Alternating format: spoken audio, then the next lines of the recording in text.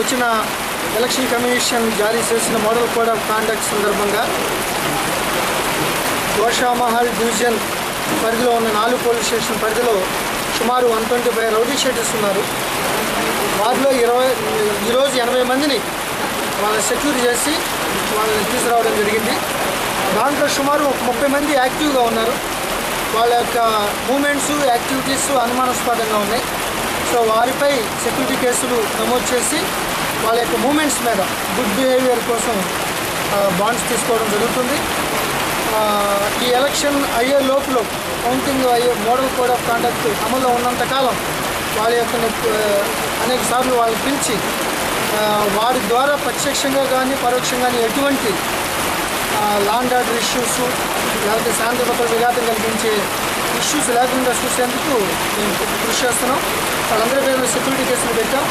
ఇదేవిధంగా illicit liquor, closure of liquor shops and bar restaurant కూడా చాలా స్ట్రిక్ట్గా ఉంటాం. ఒక్క నిమిషం కూడా ఏమాత్రం లేట్ అయినా సరే వాటిపై చట్ట ప్రకారం చర్యలు తీసుకుని వాటిని క్లోజ్ చేయడానికి మేము చర్యలు చేపడతాం. ఇదే కాకుండా ఏదైనా మీటింగ్లు పెట్టాలన్నా ఇప్పుడు ఆల్రెడీ హైదరాబాద్ కమిషనర్ గారు ప్రొహిబిటరీ ఆర్డర్స్ పొందుపరిచి ఉన్నారు. దాంతోపాటు మోడల్ కోడ్ ఆఫ్ కాండక్ట్ అమల్లో ఉంది.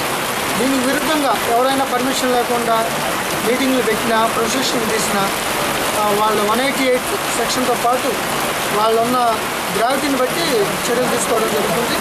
మోడల్ కోడ్ ఆఫ్ కాండక్ట్ను ఉల్లంఘించిన ఈ ప్రొహిబిటరీ ఆర్డర్స్ ఉల్లంఘించిన చాలా కఠినమైన చర్యలు తీసుకుంటారు. ఎంతటి వారినైనా వదిలేదు. సార్ ఇప్పుడు కొంతమంది రౌడీ షీటర్ ఇండిపెండెంట్గా ఎమ్మెల్యేగా వేస్తున్నారు సార్, వాళ్ళకు ఇలాంటి సో అది మా పర్వ్యూ కాదు. పోటీ చేయడం, వాళ్ళు ఇండిపెండెంట్గా పార్టీ పరంగా పోటీ చేయడం అనేది మా పరిధిలోకి రాదు.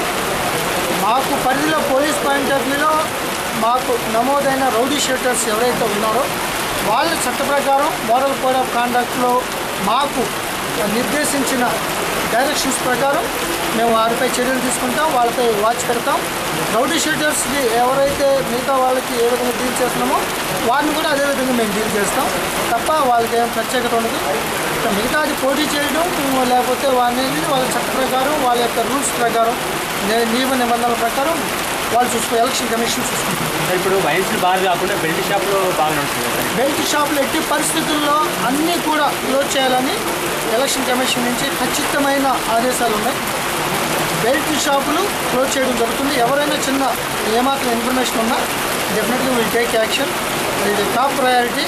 ఒకవేళ బెల్ట్ షాపులు పోలీసులు చర్యలు తీసుకున్నా సరే మళ్ళీ రిపీటెడ్గా పెడితే వాళ్ళకి బెల్ట్ షాపులకి ఎవరైతే సప్లై చేస్తారో ఆ షాపును క్లోజ్ చేయడానికి కూడా మేము కఠిన చర్యలు చేపడతాం.